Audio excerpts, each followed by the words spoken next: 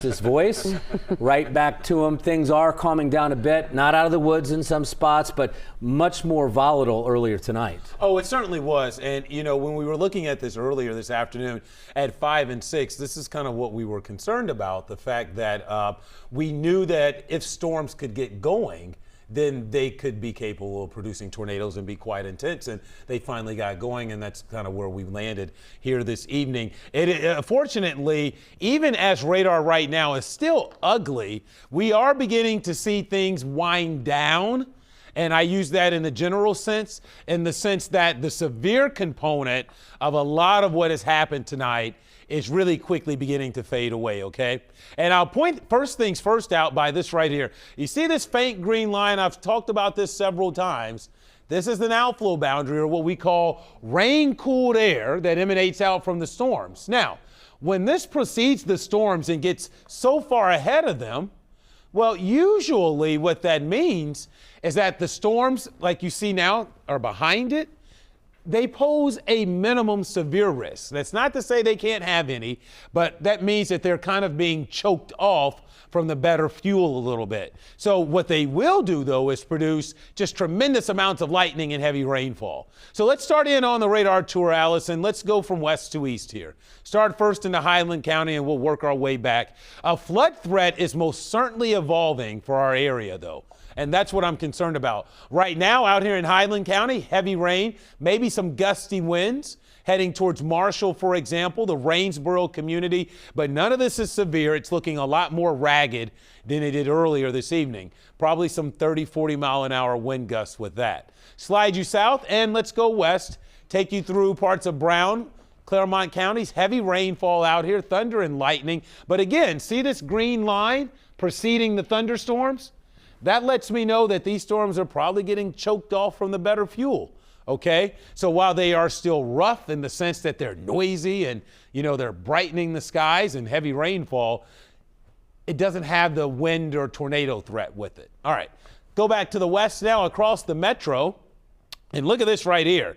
This is what we're talking about, wave after wave after wave of heavy rainfall. Now, while we may have gotten ourselves out of the threat for severe weather, volatile weather a little bit, I certainly think a flood threat is very real, especially across the metro area with these storms that are lining up, moving from west to east, training over the same areas. Poor drainage areas will collect water, bottom of hills, underpasses. Water will pile up in these areas. Your basements could take an issue with this as well. With round after round of heavy rainfall. Look at this, really setting up now from downtown Cincinnati through the west side of Hamilton County. It is just pouring in buckets. Let's go on west, Allison, into southeast Indiana. And you can see the rain train continues. And what's worrisome to me is the fact that storms keep regenerating here. So these storms are being fed, and basically they're just lining out in what we call training, or essentially moving over the same areas. So let's come out, Allison, and show the big picture. I'm happy to report that a number of us north of the Ohio River are now out of the tornado watch, okay? And for the most part, again, the threat for severe weather has really decreased unless you're ahead of this outflow boundary. Now, here's the flood threat. Notice how everything continues to basically line up from west to east. So we may still have several more hours of heavy rain and thunder and lightning to deal with tonight. But in general, you should be able to sleep reassured that most of the severe threat is over with now. Let's go to tomorrow, because we've been talking about a multi-day severe potential here. And this is tomorrow's severe weather outlook. I still like where we are with this. I think the greater threat for severe weather tomorrow is actually far south from here. I suspect when we get the new update from the Storm Prediction Center, we will probably find ourselves still in a slight risk, but I think the enhanced risk, the greater real threat for severe weather tomorrow, as I've been saying, I was more concerned about today than tomorrow. I think the greater risk for severe weather tomorrow is well to our south, really generally south of Louisville and Lexington, more in the direction of central Kentucky is where I think we're going to have more concerns tomorrow.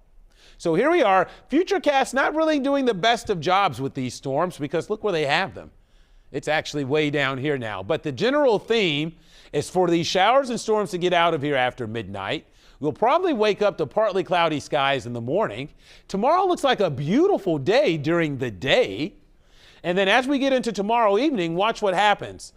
Scattered showers and storms are likely to come through. However, I think tonight's storminess is the saving grace for tomorrow, okay? So we paid for tomorrow tonight. And while we'll have some showers and storms, I don't think they're going to be significant like they were this evening. And then they'll get out of here before midnight and we'll be quiet, or at least simmering down the rest of the week weather-wise. Here's a look over downtown. It is still pouring. 66 right now here in Cincinnati. How do I know the severe threat has ended for folks north of the river too?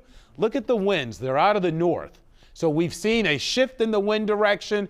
That's why I think while the flood threat is real for the next several hours, the severe component is all but gone for the most part. There's a look at your overnight. So the storms will slowly fade and then it gets quiet overnight. It's going to stay pretty humid out there. We'll get down to about 63 by morning. Tomorrow, partly cloudy. It's going to be a very warm, it'll be a nice spring day. 83 until we have the threat for scattered showers and storms in the evening. I think the better part of the day, though, is going to be relatively quiet for us. Here's a look at your 7-day forecast. All right, I'm going to leave tomorrow a weather impact day, though, although I'm less concerned about the severe threat. There could still be some lingering showers on Thursday, Mike and Cherie. We get a break on Friday, scattered showers in here on Saturday, and we're looking at a nice but cooler Mother's Day.